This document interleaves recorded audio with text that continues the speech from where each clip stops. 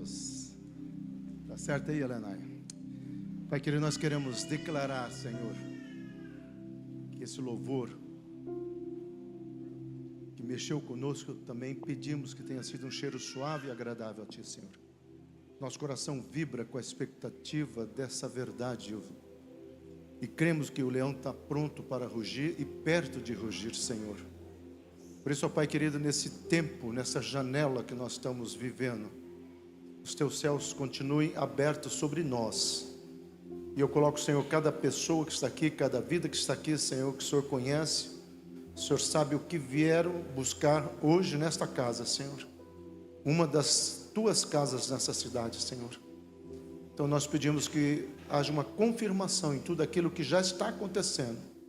E que a palavra seja rema em cada coração, em nome do Senhor Jesus Cristo. Amém? Glória a Deus. Eu vou pedir para vocês ficarem em pé só para nós lermos. Essa é King James 1611, tá? Daniel capítulo 6, versículo 28, está assim. Este Daniel, porque o capítulo 6 está falando de Daniel, contando a história, é o momento que ele é jogado na cova dos leões, tudo mais.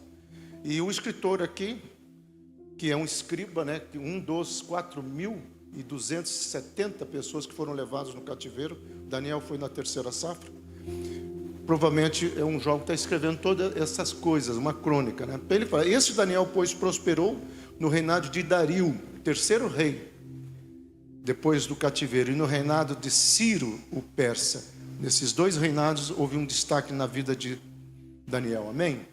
Pai querido, Tua palavra é bendita, mas queremos que ela seja bênção nas nossas vidas, em nome de Jesus, amém? Pode sentar, meu querido. Eu sempre falo para o apóstolo Ernesto que aqui é a minha segunda casa nessa cidade. E não é apenas porque eu gosto do Ernesto, mas porque eu me sinto realmente em casa aqui, amém? Posso ouvir um amém? Eu sou psicólogo, às vezes uma autoestima assim, o ego precisa de um pouco de massagem, viu? E quando ele me falou hoje de manhã, eu nem ia poder vir porque está acontecendo muitas coisas. Uma pessoa muito especial veio a óbito hoje nos Estados Unidos, tá, minha esposa foi para lá. E no meio de tantas emoções, mas um pedido desse de estar compartilhando aquilo que Deus tem me falado. E quando eu vim da aula aqui do Projeto Caleb, eu já estava acompanhando, e o apóstolo Ernesto, a gente se encontra, a gente conversa, a gente troca figurinhas apostólicas, né? E eu sabia dessa campanha, né? Qual que é o título da campanha, amado? Prospere. E vocês estão tomando posse disso? A mensagem de hoje, amado, é exatamente tudo o que vocês ouviram nessas quintas-feiras, nesse mês. Tudo que vocês acreditaram, tudo que vocês até sentiram. E eu sei que eu até como psicólogo e pastor, às vezes eu tenho um pouco de dificuldade até comigo mesmo em explicar. Porque às vezes as nossas emoções, o nosso cognitivo está num conflito, a emoção está falando, toma posse, você está sentindo. Eu senti muita unção de Deus nesse louvor. Eu não sou de assobiar dentro da igreja, mas quando eu estou, eu me libero mesmo. Eu estava sentindo a presença de Deus, e aí você tem duas questões. Primeiro é o teu racional que diz, será que é mesmo? Será que não é emoção? A música, a batida da bateria, faltou um solo de guitarra, mas tudo bem, né? Então, será que é emoção? Ou será que realmente é o mundo espiritual se manifestando? Na nossa caminhada com Deus de tomar posse das promessas, que o título é da mensagem, e nós vamos falar um pouco desse personagem, de outros também. O grande segredo da vitória com Deus, meu amado, nem sempre é você entender. Há muitas questões no mundo espiritual que é complicado demais você explicar com a nossa razão. Eu tenho 42 anos de pastor, 40 anos de psicólogo, mas como pastor, aqui no Brasil, Canadá, Estados Unidos, eu tenho algumas coisas nessa caminhada que eu falo, não tem explicação a não ser o mundo espiritual agindo. E o mundo espiritual é real. E o mundo espiritual é algo autêntico, só que nós, no nosso cognitivo, nós não entendemos. Quando eu dou aula de história da igreja, eu dou aula de teologia, vocês sabem disso, desde 1988, eu gosto de frisar isso porque é muito tempo dando aula de teologia. Quando nós entramos, né, e eu sempre falo isso, o pior século para a igreja é o século XIX, quando o iluminismo entrou, e o iluminismo vem com uma questão pensando assim, ó, se não tem como provar, não existe. E o iluminismo trouxe uma coisa terrível, que é a razão. E eles tiram Deus do centro e colocam o homem. Aí vem o humanismo, o existencialismo, e gera todas essas questões que nós vivemos hoje. Tanto a psicologia, tanto o coach, tanto as filosofias, a sociologia, tudo isso, meu amado, pode ser bênção como pode ser destruição. Vai da minha postura. Quando eu estava fazendo o doutorado, eu tive uma experiência com Deus que mudou a minha vida, e olha, faz alguns anos, onde o meu racional teve que se curvar para entender que tem coisas que não se explica, mas se toma posse. Daniel é um personagem que eu gosto muito. Às vezes nós não paramos para pensar que Daniel foi para o exílio, não por causa do pecado dele, mas por causa do pecado da nação de Israel. Ele poderia ser, porque ele tinha provavelmente entre 16, no máximo aí uns 19 anos, mas todos os comentaristas, principalmente judeus messiânicos, que fazem estudos agora com outra visão de Ezequiel, Daniel e o profeta Isaías. O profeta Isaías, o livro de Isaías é o mais messiânico, tá? E eles começam a olhar para tudo isso e trazer um questionamento. E eles começam a colocar uma informação ou informações para nós que é importante. Então, a lógica é que Daniel foi com 16 anos para a Babilônia como escravo. Agora imagine um menino com 16 anos chegando, e ali ele passa por um processo complicado, porque ele vai trabalhar na corte do rei, ele passa pelo processo de se tornar um eunuco, né? Para quem não sabe o que é eunuco, é uma fimose para um médico que tem Alzheimer, não é mal de Parkinson, né? Mais ou menos isso aí, tá? Na brincadeira.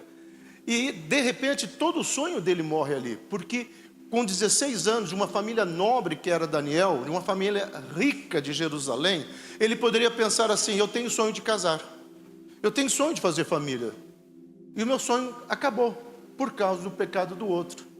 Mas a grande lição, meu amado, já começa no capítulo 1 de Daniel, quando Daniel começa a registrar, e todo o diálogo dele, toda a postura dele, não é de vitimismo, não é uma postura de, já que Deus me abandonou, eu estou nem aí para Ele, vou me desagrejar e etc, etc. Não. Daniel olha para todo aquele contexto da vida dele, olha para a situação que ele está, e Daniel começa a entender, e eu não sei como, a minha razão não tem explicação, mas eu sei que Deus está presente na minha vida. Eu não sei como que Deus vai restaurar o meu casamento, como é que Deus vai tirar os meus filhos das drogas, ou o meu filho, ou mudar essa situação, transformar. E isto, tanto que eu oro, que eu falo, que eu profetizo, não sei como, mas eu creio. Talvez aqui é a chave de Daniel. Esse homem acreditou. Esse homem viveu um princípio. E quando nós começamos a pensar nisso, nós temos que pensar nessa palavra que eu coloquei. A palavra no hebraico é tselash. Essa palavra significa alcançar o sucesso, ser bem-sucedido, receber as promoções. Olha quanta coisa. Para quem gosta de hebraico, provavelmente eu vou dar aula de hebraico no Projeto Caleb, tá? Então no Projeto Caleb junto com o Raízes, a escola Raízes de vocês, tá bom? E aí a gente vai aprender um pouquinho de hebraico. Muito bom essa língua. Receber as promoções, ser próspero, ser rico. Eu gosto muito disso. A definição que o autor dá para Daniel é essa. Esse Daniel que foi levado, esse Daniel que foi jogado na cova dos leões, esse Daniel que teve os seus amigos jogados na fornalha e ele participa disso aí, esse Daniel, ele alcançou sucesso, ele foi bem sucedido, ele recebeu as promoções, ele foi próspero, ele foi rico. Então surge uma pergunta: como? Como que isso aconteceu? Como é que isso veio? Tá? Como é que isso trouxe a existência? Nós vamos pensar algumas coisinhas aqui, amado. Em primeiro lugar, nós vamos aprender. Eu estou dando aula, tá? Mania de professor, tá, amado?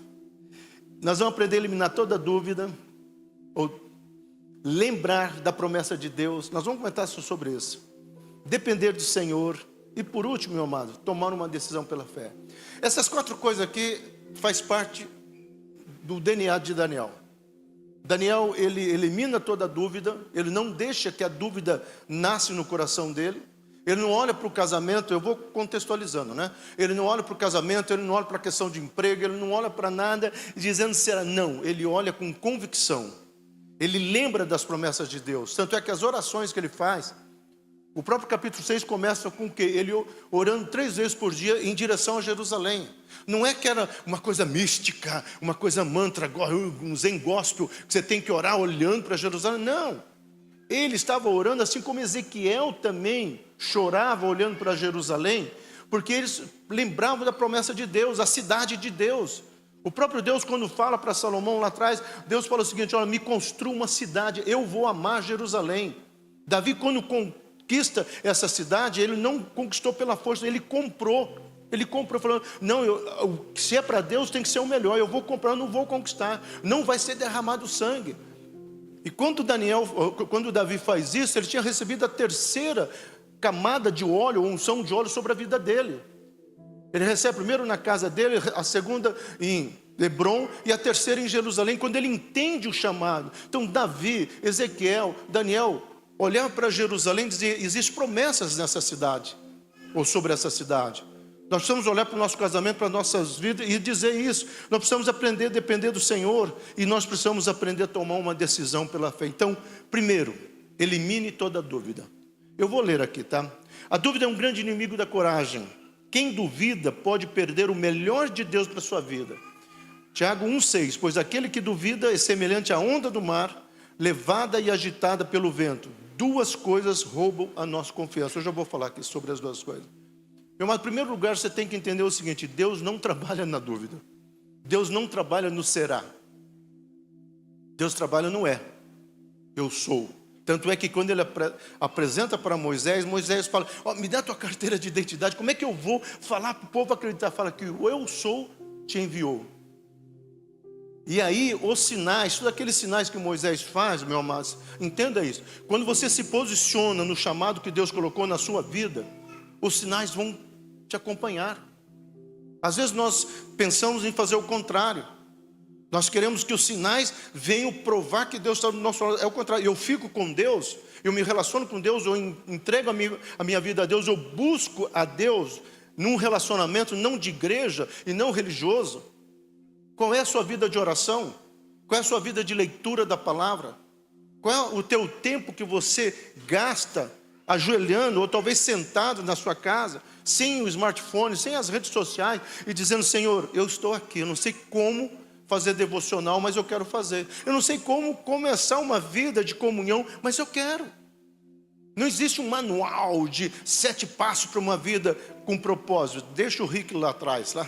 Mas o que existe é uma vida de simplicidade, onde você vai caminhando com Deus na sua individualidade, porque Deus respeita a individualidade.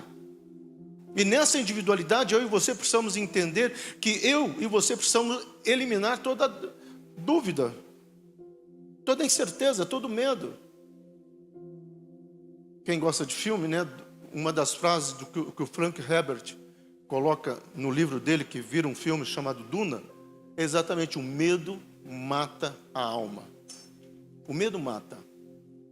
O medo faz com que, eu vou dizer como psicólogo, tem pessoas que com medo de uma entrevista arranja desculpa. Eu percebi que aquela empresa era satânica, mas não vai na entrevista por medo. O medo faz com que a pessoa às vezes não se entrega. O medo faz com que a pessoa não se solte no momento de adoração e de entrega. Fala, eu não sei o que eu vou fazer, mas eu quero me soltar nos braços do Senhor. Há algo que Deus quer fazer, mas a dúvida pode nos corromper. A primeira coisa, que são duas coisas, a comparação. A comparação é terrível. Comparar a mim mesmo com os outros sempre me leva a duvidar. 2 Coríntios 10:2 diz que as pessoas que se comparam umas com as outras são tolas.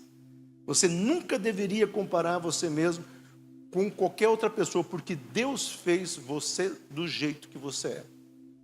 Meu irmão, sabe uma das coisas que eu mais amo quando eu começo a estudar a vida dos profetas, principalmente os profetas, é que Deus chama cada um de um modo diferente.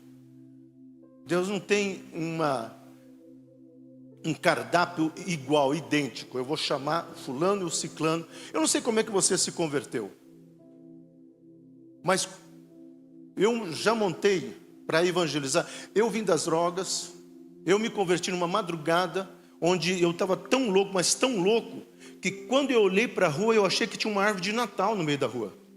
E era o carro da polícia com a sirene.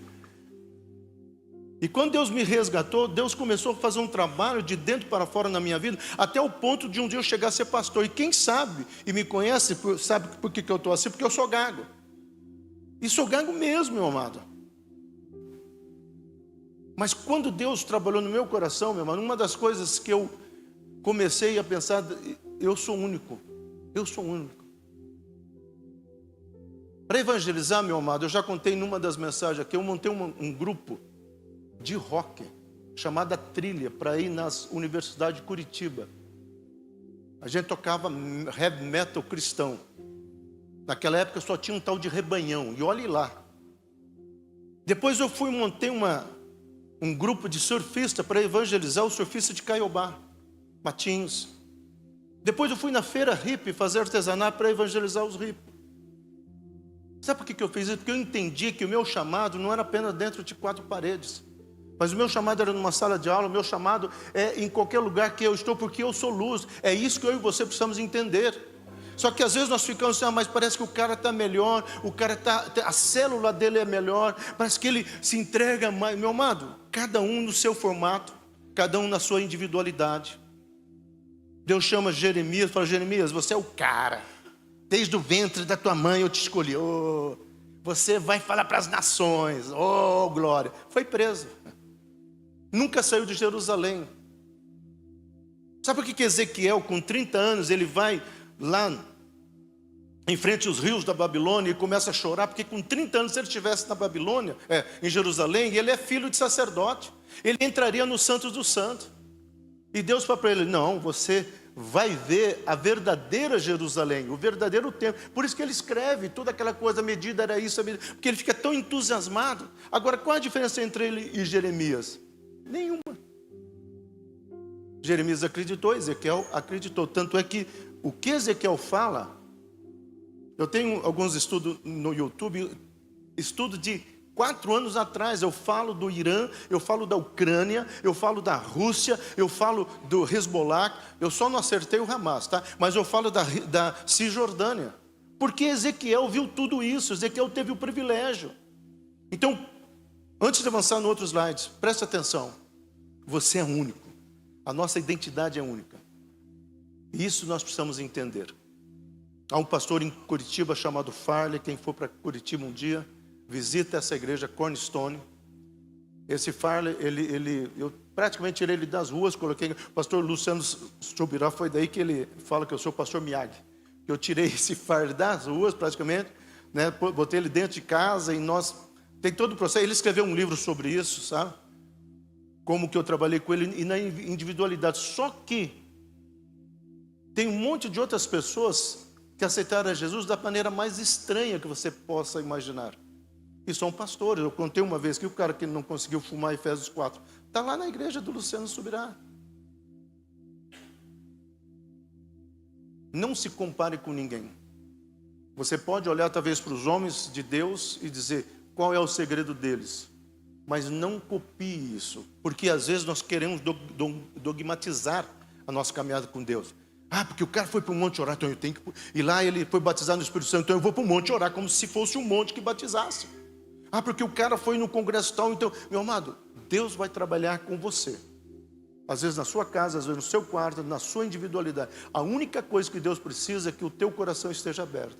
Eis que estou à porta e bato. Não adianta nada você ter feito todos os domingos, né, dessa campanha, e você começar a olhar, será que está acontecendo outro? Porque de repente no meio dessa campanha alguém foi promovido, alguém teve uma experiência fantástica, e às vezes a gente olha assim, poxa vida, mas deu certo lá ou não deu certo cá? Você tem que pensar o contrário. Se já pingou lá, vai chegar a minha vez. Porque Deus trabalha nessa individualidade, Deus não é obrigado a nada, mas nós sentimos. Segunda questão, falhas passadas. Nós às vezes ficamos comparando e às vezes nós pensamos o seguinte, eu vou ler aqui: por causa dos nossos fracassos passados, concluímos que Deus não irá nos usar. Lembre-se que os líderes espirituais da Bíblia não tiveram um passado maravilhoso. Moisés era um assassino. Pastor, era um assassino. Davi não era apenas um adúltero, mas era, além de adúltero, também assassino. Às vezes nós queremos enfeitar, né? Fazer uma coisa, romantizar alguns personagens, mas não tem como. Se você gosta de literatura, de Shakespeare, tem um cara chamado Harold Bloom, ele veio a óbito agora. Ele é considerado o melhor ou o maior cara e a maior autoridade em Shakespeare, tá? E ele inclusive traduziu a obra de Homero, né? Do grego para o britânico.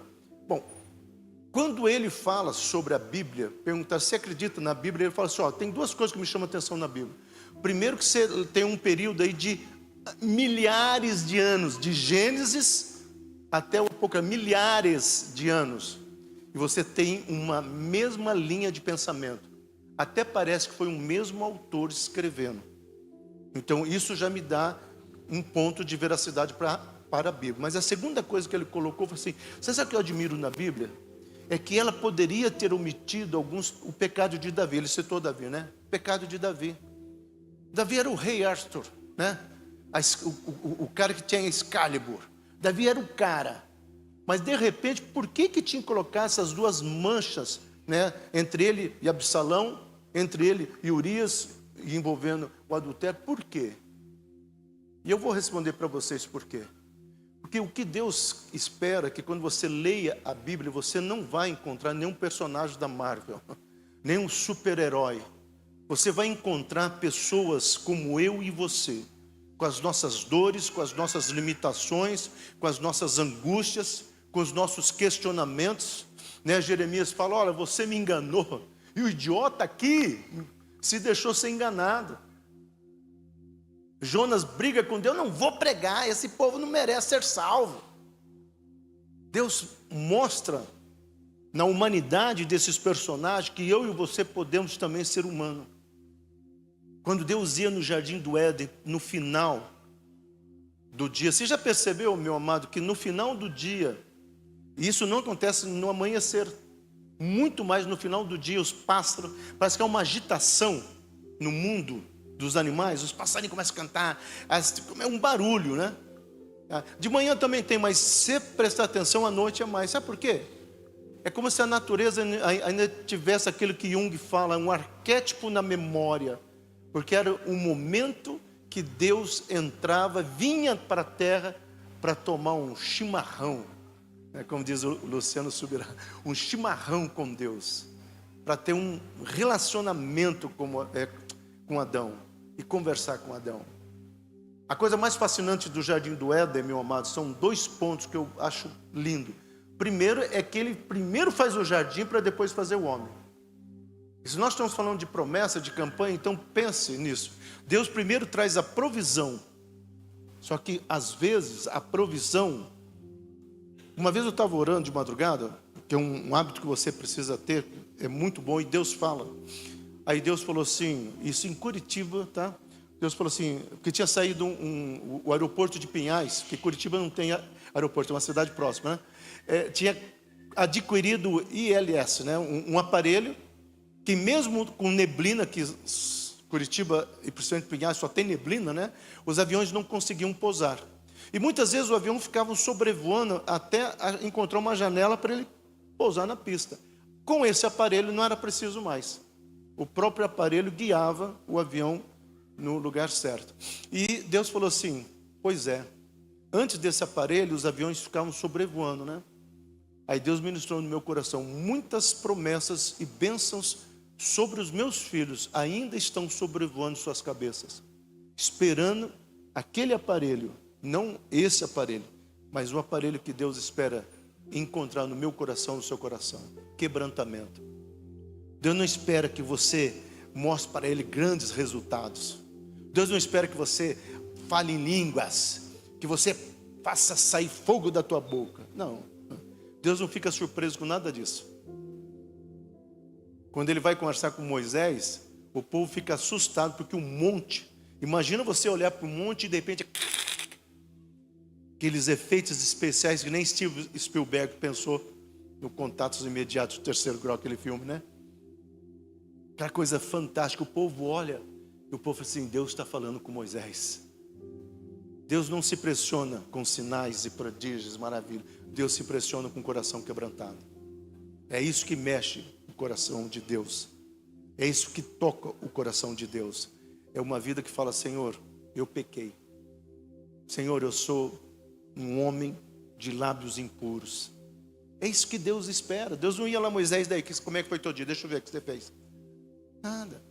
Deus vai conversar com os filhos. Quando Davi, ele se arrepende, ele se quebranta, Deus fala: mas, ô Davi, na boa, cara, dessa vez você abusou, hein, cara? Mandar matar o marido, pô. Não. Deus refrigera a alma de Davi. Enquanto eu não confessei os meus pecados, eu estava vou usar o termo que Davi estava, numa profunda depressão, numa síndrome de pânico, numa bipolaridade, e não tinha medicação na época. Davi fala assim: enquanto eu estava sem confessar, os meus ossos eram quebrados. Quem já teve síndrome de pânico, espero que ninguém tenha tido, mas quem já ouviu a descrição de alguém com síndrome de pânico ou depressão, a impressão que é que os ossos estão sendo quebrados. Tamanho desespero. Aí Davi fala assim: mas quando eu confessei, eu pulei, eu jubilei. Por isso que Davi era o cara que escreveu os melhores salmos de entrega, de quebrantamento. Eu vou dançar, eu vou entrar, eu levantarei as minhas mãos, eu engrandecerei meu Deus, porque Davi sabe.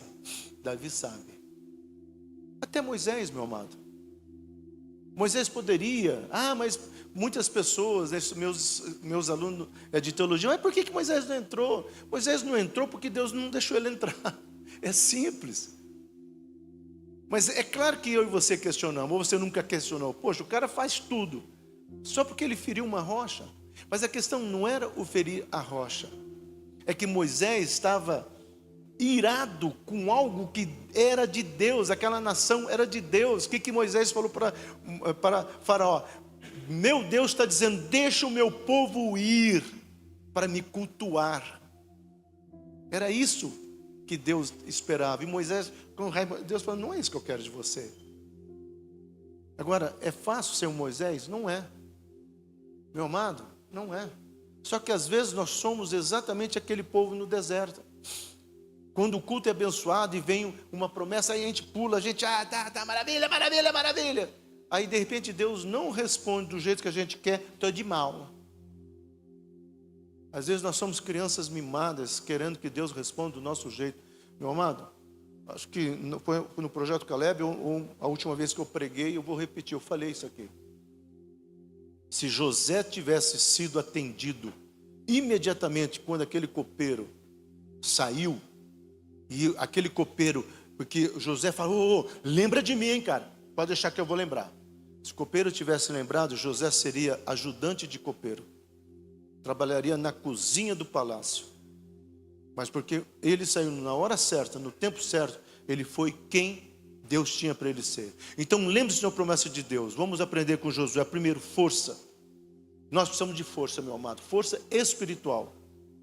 Eu acho que há momentos que eu e você precisamos olhar e dizer: Senhor, eu já não creio mais. Quem aqui já não desistiu talvez de uma promessa? Quem aqui achou que o profeta errou? Vou te falar uma coisa, meu amado, o profeta pode ter errado mesmo. O profeta pode ter falado uma profetada: olha, Deus está abrindo essa porta, Deus vai te levar para as nações, essa igreja aqui vai ter igreja lá, acolá. Foi profetado. Pode até ser, mas se você tomou posse, você traz a existência. Às vezes nós ficamos olhando para o profeta, esperando que algum posicionamento dele para se cumprir. Meu amado, é eu e você que temos que tomar posse. Eu e você temos que acreditar. Ninguém poderá resistir a você. O que quer que Deus te chame para fazer, Ele dará força para você realizar. Onde Deus guia, Ele provê. Então, peça força. Segundo, sucesso. Deus deseja que você seja bem sucedido na vida. Meu amado, esse sucesso aqui nós precisamos entender. Há duas palavras no hebraico que às vezes nós confundimos: prosperidade e riqueza. Riqueza é você ter dinheiro para comprar remédio. Prosperidade é você não ter a doença.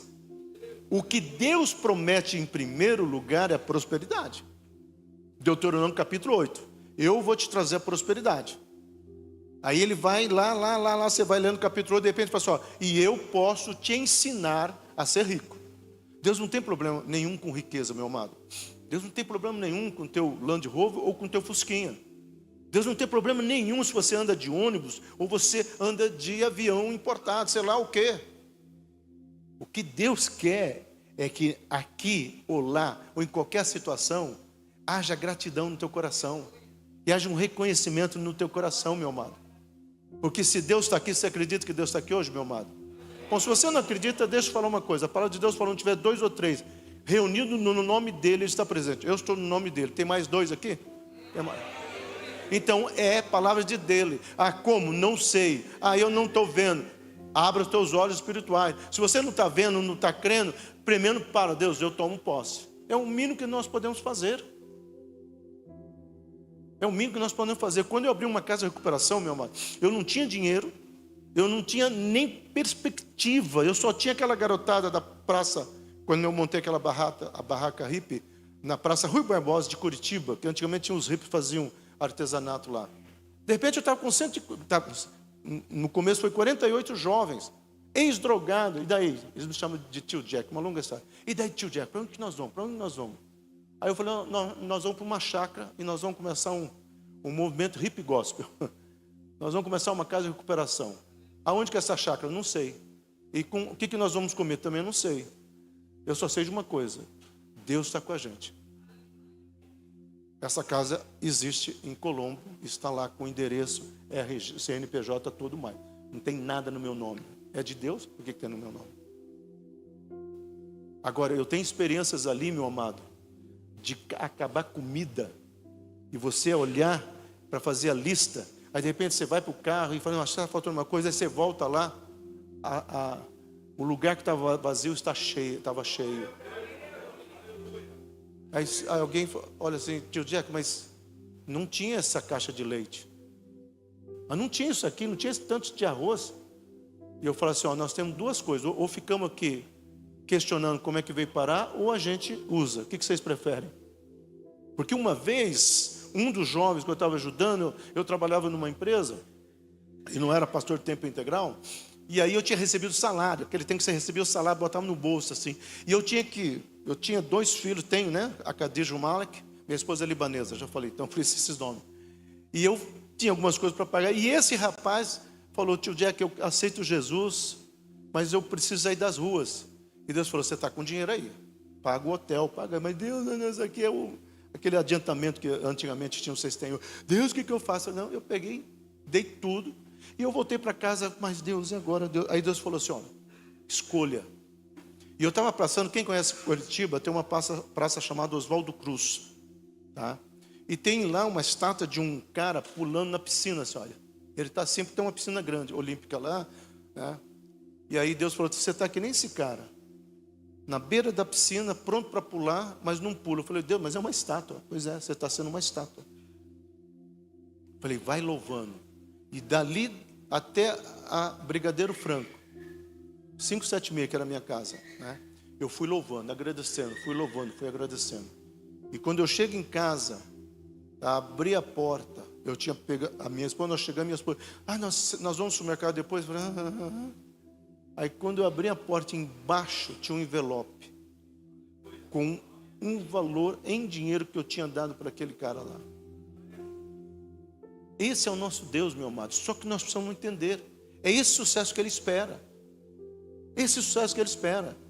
Nós tínhamos uma vez que pagar um imóvel, não tinha dinheiro para pagar o primeiro mês.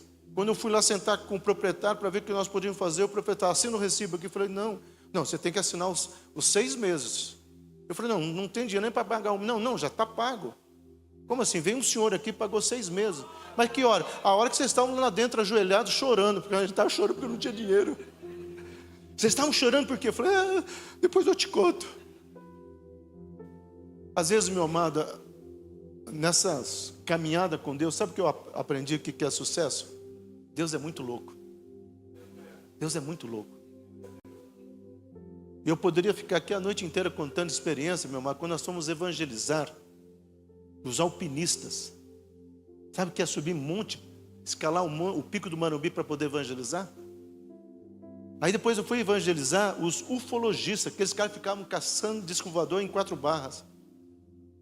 Mas as experiências que Deus me deu, eu vi que o maior sucesso não é ter um grande nome ou uma grande igreja. Eu já fui pastor de uma igreja de 7 mil membros. Hoje eu sou pastor de uma igreja pequena, só que não é uma crítica à igreja grande, tá? Mas eu sei porque Deus me colocou numa igreja pequena. E eu tiro o carrapato das minhas ovelhas, porque dá tempo.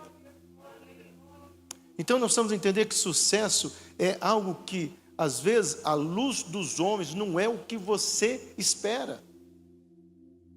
Eu já disse para o apóstolo Ernesto que eu creio que vai ser uma escola dessa igreja. Porque nós precisamos de escola, principalmente para ensino médio. Não ouvi nenhum amém, hein?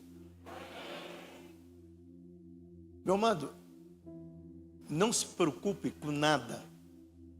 Esse imóvel que nós estamos, que é nosso, da Monte Hebron, 7 vezes eu dei volta. Me chamaram de louco. Os vizinhos vieram chamar a polícia, que tem um cara louco e vai e levanta a mão. Eu fiz 7 vezes. Até que o empresário, que não era cristão, por causa de uma palestra que eu dei sobre a cerveja boêmia, não falando sobre o bebê, não era isso, mas eu citei, ele falou, gostei desse cara. Aí ele foi visitar Monte Hebron. E quando ele visitou a Monte Hebron, eu estava pregando, precisamos passar do outro lado. Aí ele volta outro tempo, uns 3 meses depois, eu estava pregando a mesma mensagem. Aí depois o Papa Tony, que é o apóstolo meu lá dos Estados Unidos, a minha mãe espiritual faleceu hoje, tá, gente? Por isso que a minha esposa está lá nos Estados Unidos. E ele pregou o mesmo texto. Esse empresário chegou para mim e disse, olha, todas as vezes que eu venho aqui, você fala que precisa passar do outro lado, nunca passa, eu vou dar o dinheiro para você passar do outro lado. Eu falei, pode dar. É assim que Deus traz o nosso sucesso, meu amado.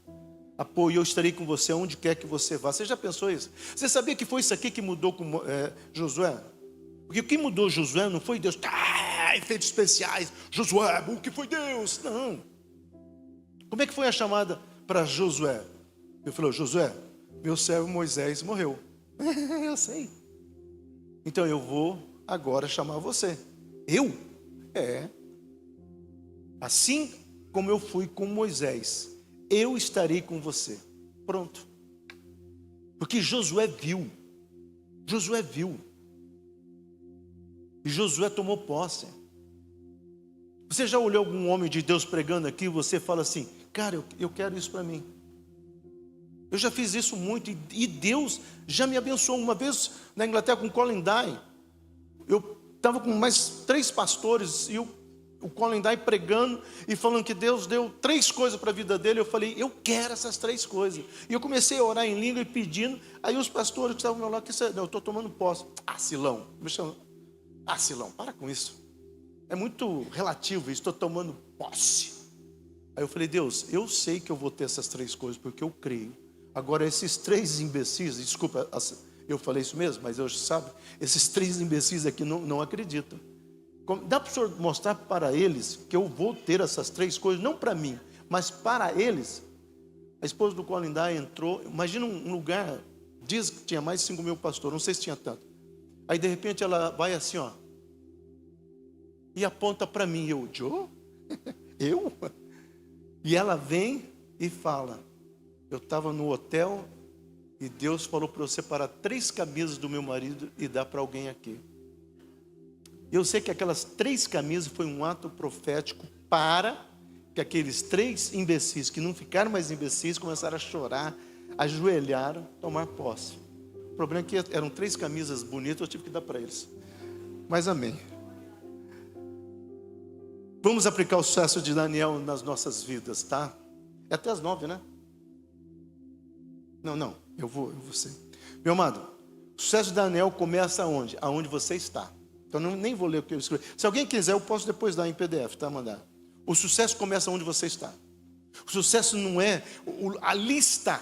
O sucesso está aqui. O sucesso pode acontecer, meu amado. A minha esposa, eu já contei essa história.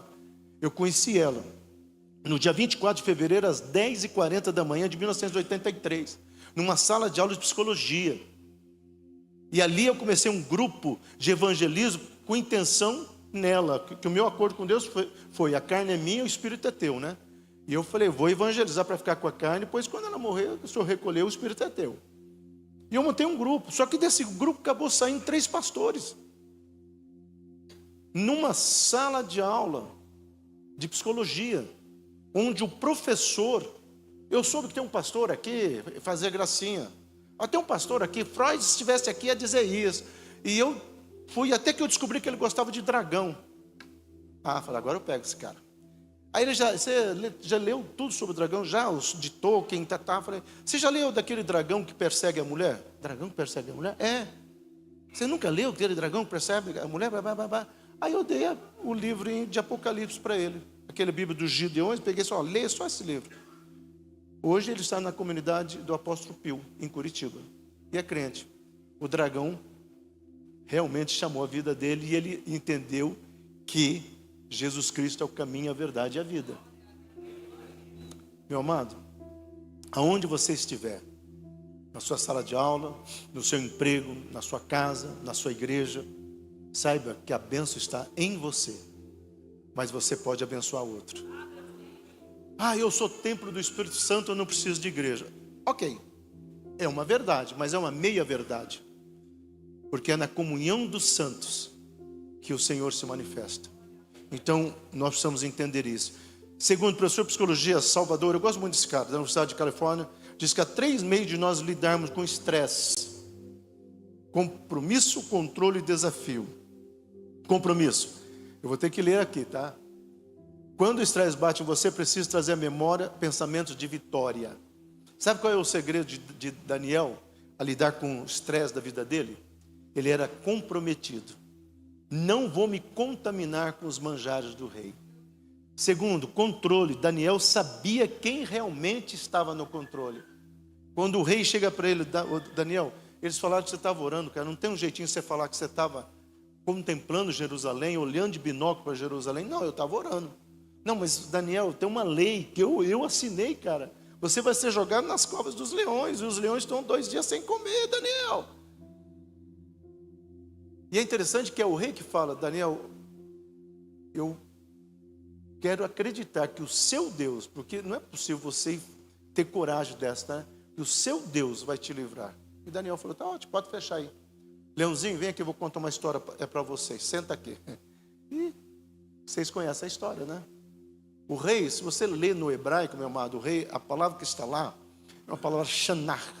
Não é de chamar, não é shanar. O rei levanta com o coração quebrantado. Ele fala, eu fiquei a noite inteira imaginando aqueles leões comendo Daniel. Porque é isso que ele fala, eu fiquei sem dormir. Me angustiei. E aí quando ele chega lá, ele grita, Daniel. E Daniel, oi, estou aqui. Deus mandou um anjo. Meu amado, quando você souber quem está no controle, não importa as ameaças, não importa a cara feia, você precisa entender que é Deus que vai mudar a história. Não é o que os homens estão falando, não é o que as pessoas estão falando, é o que Deus está falando. É o que Deus está falando. Deus está no controle de todas as coisas, porque Deus está no controle.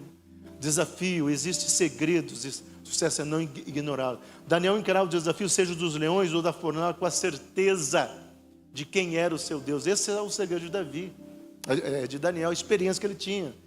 No livro de Juízes, Deus colocou o Espírito sobre os líderes, tá? A partir de um lugar de fraqueza não é necessariamente uma coisa ruim. Você ser fraco não é ruim.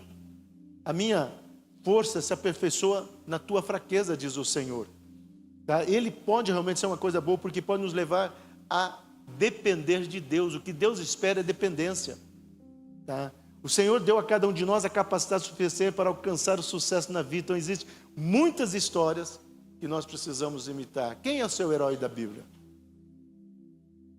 Tem pessoas que conseguem citar todos os personagens da Marvel, todos os heróis, mas não conseguem citar um herói da Bíblia. Tem pessoa que sabe citar todos os jogadores do seu time, mas às vezes não sabe citar um personagem da palavra de Deus. Esse cara aqui, ó, eu me espelho nele. Eu me espelho em 2, né? Jeremias e Moisés, porque são os 2 gagos. Nós vamos estar os 2 gaguinhos lá no céu, os 3, né? Eu e gaguejando lá. Mas lá no céu nós não vamos ser gagos, então vai ser uma benção. Tá?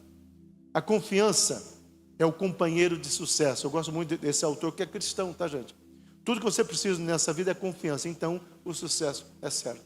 A pergunta é, meu amado, e o tempo não vai deixar, é: aonde que nós temos colocado a nossa confiança? Um cristão comprometido serve ao Senhor absolutamente. É uma entrega. Nós precisamos aprender a queimar as pontes e dizer: eu não tenho volta. Existe um ditado que diz o seguinte: quem quer fazer algo encontra o meio, quem não quer arranja desculpas. Quando eu comecei, lá eu tinha 18 anos, né, minha conversão foi desse jeito que eu já contei, depois tive a experiência com Deus. Eu resolvi orar às 3 da manhã. E eu falei: Deus, eu quero orar às 3 da manhã, filho, prepara. Só que eu esqueci do inverno. O Canadá é frio que dói. Aí na primeira madrugada, meu Deus, eu não vou sair da cama. E de repente, bum, alguém me empurrou da cama. Aí eu falei: tá bom, Deus, eu vou ajoelhar. E meu amado, se eu te contar quantas coisas e segredos, Deus nunca me deu os 6 números da Mega Sena, tá? Mas Deus já me deu tantos segredos, tantas experiências, que vale mais que toda a riqueza. Você olhar e saber da Nova Jerusalém, você imaginar você chegando naqueles portões maravilhosos, você saber que a NASA descobriu que nós estamos presos em portões estrelares, Stargates, e o Salmo fala que os Stargates um dia se abrirão.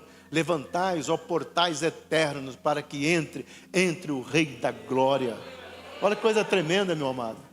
Nós precisamos entender que precisamos sair da zona de conforto. Então, 3 dicas para tomar posse nessa campanha. Aí nós vamos encerrando. Primeira dica para vocês: faça uma blindagem contra os pessimistas de plantão. Será? Meu amado, faça uma blindagem. Até se você é o teu próprio pessimista. Quando Deus curou meu filho, né? Meu filho nasceu excepcional, tinha várias situações complicadas, e por causa de uma situação no cérebro ele não ia desenvolver. O próprio médico falou que ele ia ser vegetal, e eu tive uma experiência tremenda. Uma mulher mandou ungir com óleo, eu não sabia ungir, então eu já contei isso aqui. Mas os primeiros dias, você olhar para aquela criança e você falar: mãe, não, mas está igual ainda, o nariz está igual, ele não se mexe, está igual, está igual. Até que eu já orava de madrugada, Deus falou assim: pare de olhar, comece a agradecer. E eu comecei a agradecer. Hoje meu filho tem 31 anos, é perfeito. É músico, é guitarrista. Tem uma experiência tremenda também com Deus. Ele tem uma guitarra que é a guitarra, e ele ganhou porque ele falou assim para mim: pai, eu quero aquela guitarra. Quando eu falei: Malik, é muito caro. E né, ele teve aula com o Steve Vai, né? Assim, essas guitarras entre esses caras.